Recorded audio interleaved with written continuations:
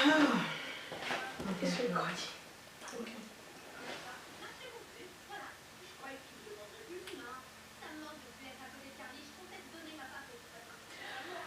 Okay, so hi guys, how are you all doing today? I hope you're all doing great. Don't be alarmed. I as much as it's confinement, and as much as I want to look be all glammed up, truthfully, I don't want to have makeup on. Please, I don't know if you feel the same way as I do. Give this video a thumbs up. I mean, let the skin breathe. Ooh, I don't know, I just said no, this period, no makeup on. I just don't want to have anything. I've been trying to take care of my skin though, okay? I've been trying to take care of my skin though, so yes, thank you very much. And I've been actually trying, doing a lot of things on my skin changing. I'm beginning to understand actually right now. I have to say I'm beginning to understand so much more, my skin products and how to apply them, how to use them, and I'm so glad for that, So yes, today's topic is just going to be, my question is, how did we get to this? And why I'm saying how do we get to this is just based off of the racial maltreatment and killings against Africans in China. If you're an African and you have not lent your voice to this, please, this is the time to do so. And I want history to record that in the year 2020, where China started a virus, we don't know how. I'm still yet to get the truth on that, because truthfully, everything that they have been saying so far has just been flying over my head. I just feel that way, I'm sorry. But in the year 2020, exactly in March, that the Chinese people went all out and made Africans who live in China the butt of their anger and blaming them for the COVID-19 or the coronavirus. As much as I want to be extremely diplomatic about this, I can't. I'm sorry, and I'm going to be speaking my mind. As much as I want to be, I want to stay on the. I don't want to do that, because these people look like me. I don't care if they are Kenyans, I don't care if they're Ethiopians, I don't care if they are Sudanese, I don't care if they're Nigerians. I just know that they look like me. And for the fact that they look like me, it's a problem. I've said in one of my videos before, being in France is no cakewalk, okay? So when I come to a foreign country and I see people that look like me, I have an automatic affinity towards you. I don't care at that time. All I just want to know and all I just see is my brother or my sister. If as a person you do you do something different, then I'm going to have an issue. But basically that issue is just going to be between you and I. And no other person who doesn't have the same skin color as you and I can get in that. That's a fact. Okay, so right now I said I fail to be diplomatic about this.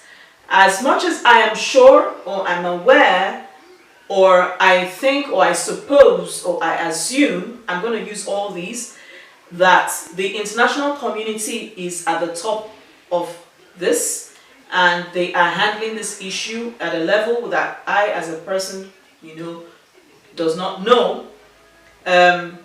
Truthfully, I fail to still be placated.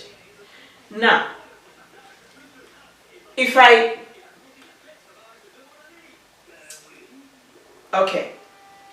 when I was in Nigeria, I'm going to try to be as vague as possible. We had a couple of Chinese people who came to rent a house. And they said they were into holistic medicine, homeopathy and stuff like that. Basically, they were supposed to be, doing the traditional medicine or medical care. at the time. This was in Enugu. Now, at the time this happened, I recall that the house was made ready for them.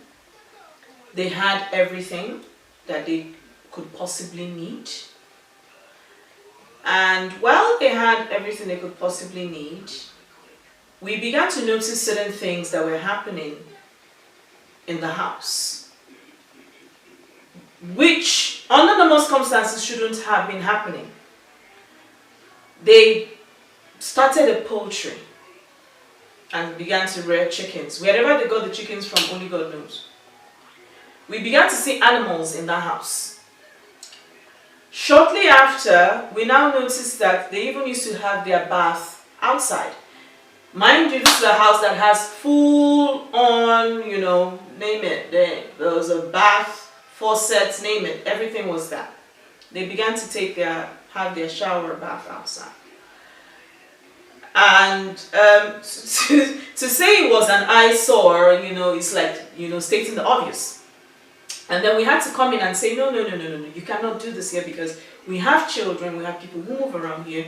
Almost every house here, you can see it's, you know. But they didn't listen. Or maybe they didn't understand. I wasn't sure which was which. As time went on, you know, we began to also notice that, okay, they began to learn some things, they stopped, some things they added. But in all of this, what was very noticeable and what I can say, which is much more than what they are doing right now, is that there was never anyone who, you know, became antagonistic towards them in whatever it is they were doing. No one went to knock on their doors and said, oh, no, you cannot. No, nobody did that. No one, you know, got angry with them and evicted them from the house because they were not conforming to the things that were happening or were told. No one told them or chased them out because, you know, I was sick or because any other person around me was sick at the time and said, oh, the Chinese people brought sickness into the house. Okay? No one did that. And that is being able to live with your neighbor. Alright? During my MBA, I had 5 Chinese classmates. Okay? 5. And what I learned and what I noticed about them was, one, they were very nice people. Okay? They kept to themselves a lot, and I thought, or I believed it happened to be a culture thing. Not that they didn't want to have anything to do with the rest of the class, because every time we had anything to do, they were very involved. But they just, you know, had their own thing, you know, and we all had to respect that. I had to respect that, you know, and being that I'm a kind of goofy person, you know, there are times when I always try to like make them laugh, you know, because I just felt sometimes they were just too serious, you know, and I just, you know, times when I used to try to make them laugh, and they did laugh, and, you know, they tried to always, you know, they always came around like, Juliet, oh my God, you're so funny, and like that, because they called me Juliet at the time. So, my question to the Chinese people and Chinese government is that how we're supposed to be viewed? We also gathered as well that this is not, I've also gathered information that this is not the first time, and they have always been like that. You know, I've heard videos from Dr. Umar, who has actually spoken about racism in China on Charlemagne's show. Okay, which I'm going to attack just a little bit here in this video. And like I said, this is the 21st century. We are in a situation where everybody is trying to survive right now. And then China goes from being the originators of the coronavirus that has crippled the whole world and economies today to blaming black people, Africans, for coronavirus. How did we get here, people? It's just my question. How did we get here? How did it go from, you know, this to racism? How? I saw the video of the Nigerians who were evicted from their homes and how they were treated. Thank you so much to the Nigerian ambassador who, you know, took matters immediately into his hands. Students being thrown out of the streets. People being battered, bloodied on the streets just because they are black. Being blamed for coronavirus. And here right now, I'm calling on the World Health Organization. I'm calling on Amnesty International. I'm calling on the United Nations, because when the coronavirus began, there was a story about, the president of America, Trump, saying it's the Chinese virus, and everybody was like, nah, it shouldn't be, and, everyone, came out, why should you call that? We shouldn't stigmatize. I am all up for it, but also let's remember that we also have the Spanish flu. So, that is also being stigmatized. I don't know how you guys, over there at the top, I don't know how you people classify stigmatization, but we have a name called the Spanish flu floating everywhere, and this happened 100 years ago. Okay, so how is it today that then Trump says Chinese virus, everybody's like, it's not, okay, fine. He's whatever you want to call it. But then, I heard very clearly the warning from the World Health Organization that we cannot stigmatize the Chinese. And fine. But up until now, I haven't heard the World Health Organization, I haven't heard the United Nations, I haven't heard Amnesty International, I haven't heard anything from them saying that, okay, China, this is going way beyond normal right now. It should be stopped. I haven't heard that.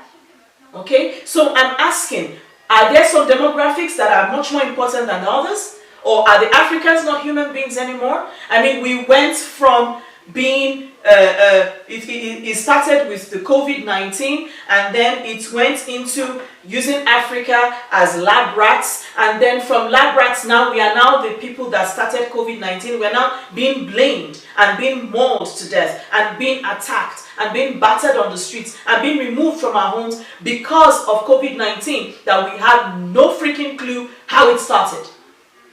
So I'm begging, and right now I'm asking, because I'm so upset. These are my brothers, these are my sisters, these are my people, okay? I don't care wherever they come from right now. As long as they bear that they're Africans, I really don't give a damn. But right now, I'm begging, okay? I'm begging the World Health Organization, I'm begging the United Nations, I'm begging Amnesty International, I'm begging all the organizations out there. And I'm saying, please, this has got to stop. Africans cannot be used for everything. We cannot be used we cannot be battered to be used, okay, to be blamed. We cannot be your lab rats. We cannot be, the people that are the underdogs. We cannot keep being the underdogs. That's what I'm just trying to say here. And that's what I'm saying, and I'm calling on all of you, and I'm saying, the buck stops here. The buck has to stop here, because I'm not happy about this. And I don't think any African anywhere is happy about this. We have Chinese people in Nigeria. No one attacks them. No one moves. No one called them, anything. Nobody raised sticks. Up until this moment, nobody has attacked any Chinese anywhere in Nigeria. So I'm calling on the Chinese government to nip this stigmatization and this racist acts in the bud as quickly as possible. Because it does not say good for you, neither for the people around. There are students in your country. They are there for you as a country to be protected. They have no rights to be seizing their passports. You have no rights to be doing any of those things. So I'm calling on the Chinese government, I'm calling on the World Health Organization, I'm calling on the United Nations, I'm calling on all these bodies, and I'm saying, please, that the buck stops here. We Africans cannot continue being the underdogs. It has to stop. And on this note, guys, please, thank you all so much for watching. Thank you all so much for being here. Yeah, do not fail to like, share, comment, and subscribe to my channel. Like this video, push this video.